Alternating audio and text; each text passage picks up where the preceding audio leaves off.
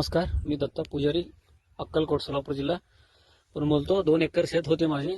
2 वर्षापासून पाणी थांबून पीक जात होते आणि मला असंच फेसबुक बघत असताना फेसबुकवरती डॉक्टर पुरुषोत्तम वाया सरांचा व्हिडिओ बघून मी एक शेतकट्टा घेतलो. त्यामध्ये सध्या तरी पाऊस पूर्ण झालाय.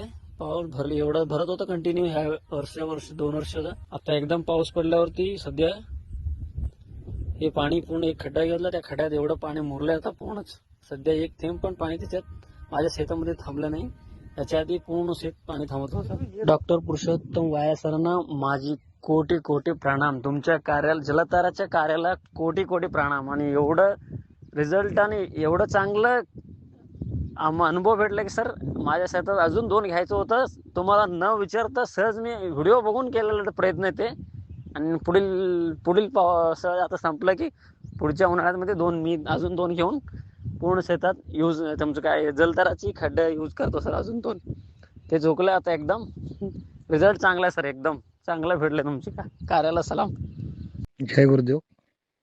मी कृष्णा रामदास पाटील, माझे गाव जरंडी, तालुका सोयगाव, जिल्हा छत्रपती संभाजीनगर. सरांच्या या व्हिडिओमुळे मी प्रभावित झालो. योग्य वेळी त्यांना कॉल करून मार्गदर्शन घेत राहिलो. कसं करायचे हे करायचे. त्यांनी काटकसर न करता भूमीच्या देठापासून तळमळीने शेतकऱ्यांच्या हितासाठी मला योग्य मार्गदर्शन केले. आणि पहिलाच पाऊस झाला, चमत्कार असा झाला. पहिला पाऊस जोराचा मुसळधार झाला तर पूर्ण जलपीठ तुडुंब भरले. आणि चमत्कार असा झाला की विहिरीला काचेसारख्या 8व्या घंट्याला विहिरीला पाझर चालू झाले. वायाळ सरचे पोटतिडकीने सांगतात युट्यूब चॅनलला की शेतकऱ्याच्या हिताचं आहे, शेतकऱ्याचं कल्याण करणारा हा प्रकल्प आहे, शेतकऱ्याच्या हिताचा आहे.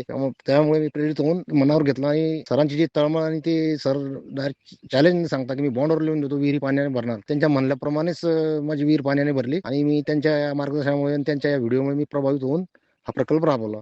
आज 24 जून 2026ला पडलेल्या पावसाने एवढे पाणी आहे. काल रात्री आपण 24 जून 2026ला एक व्हिडिओ घेतला होता. हे शेतातील जिथं माझं पाणी साचतं आहे त्या एरियात मी एक शोष खड्डा केला जलताराचा. त्याचा रिझल्ट आपण बघू शकता. रात्रीचा पण व्हिडिओ आहे. फुल भरलेलं होतं, पार त्या पोलपर्यंत पाण्याची पाठ होते.